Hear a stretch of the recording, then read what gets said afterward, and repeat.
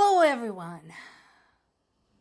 Many times over the past 4.5 years while covering this war, and actually earlier while covering conflict between Russia and Ukraine kind of more sparsely, since the annexation of Crimea, I pointed out that it's all connected. It's not just about Russia, it's not just about Ukraine. This is something that is a global event and should be treated accordingly. Here is another case in point.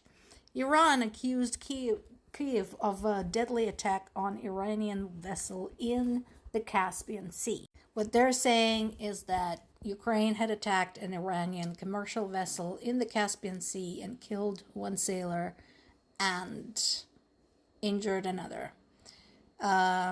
They're complaining about an act of aggression, national interests, blah, blah, blah. Now, right away, we are reminded that Iran has been supplying drones to Russia, basically using Ukraine as a free testing field for their Shahed drones specifically. And of course, Iran is currently in a state of war with the United States. That is a mess. And we know that they exchange intelligence information, Russia and Iran, and they support each other militarily. Do we have proof that Ukraine has done it? I don't know. However, considering Iran is Russia's weapons supplier, that makes Iran's anything a valid military target. And yes, Ukrainian drones can reach as far as the Caspian Sea. Remember I told you about the Caspian Sea? It's not really a sea. It's the biggest salt lake in the world. One of the biggest. I'm pretty sure it's the biggest. And so it's called the sea because it's so big, but it's completely enclosed inland. So the question is, again, what were Iranian vessels doing there? And again, Iran made itself a military target for Ukraine. You don't want this happening? Stop supplying weapons to Russia. It's really that simple. And we now have word that North Korea is likely to send 30,000 more troops. They already sent 14,000 to Russia's Kursk region in 2024. Remember that big incursion that Ukraine had into the Kursk region? By the way, they still haven't dislodged all of them. There's still some Ukrainian troops in that area. But despite the fact that basically North Korean troops have been dying in this conflict, which is not theirs, but they're going to send more people into the meat grinder. I mean, it's your people. They're going to die. The couple that Ukraine has been able to capture that were smart enough not to commit suicide when they were captured have been the subject of discussion between Ukraine and South Korea, to whom Ukraine basically reached out and said, do you want them? And South Korea said, sure. We'll take them. We'll take them. We'll, de-brainwash them. Looks like they don't want to go home anyway. And here's the thing. Just as I've always said that Russian POWs are a lot safer in Ukrainian custody than they would ever be anywhere in Russia, because in Russia they would get arrested, they would likely be severely interrogated, and they would be sent right back to the front. The same applies to North Koreans, only even worse. They have a directive to commit suicide if they see that the capture is imminent. They have a directive to finish off their wounded so that those wouldn't get captured. So any North Koreans anywhere in Ukrainian custody are, yes, very much safer than they would ever be at home in North Korea. So if North Korea wants to sacrifice 30,000 more of its men to this idiocy, be my guest. But it's not going to end well for them. Meanwhile, Russia does what?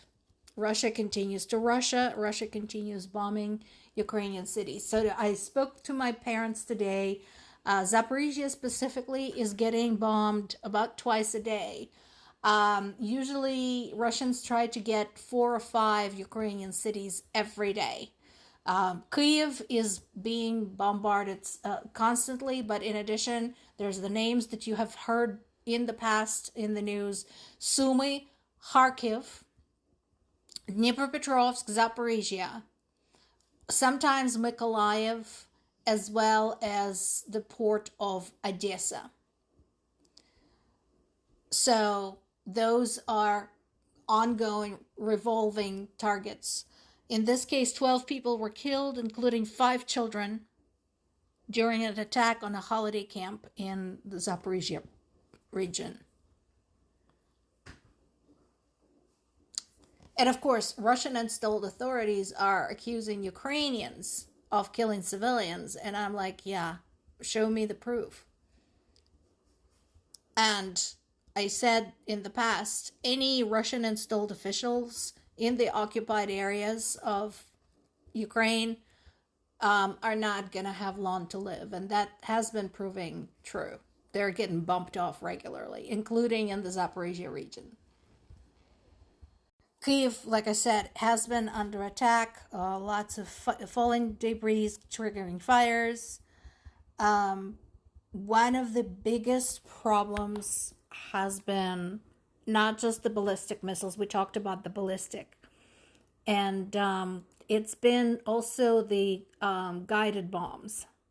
They too are very fast and very difficult to intercept. So far, using drones, Ukrainian air defenses have been able to shoot down about 30% of these bombs.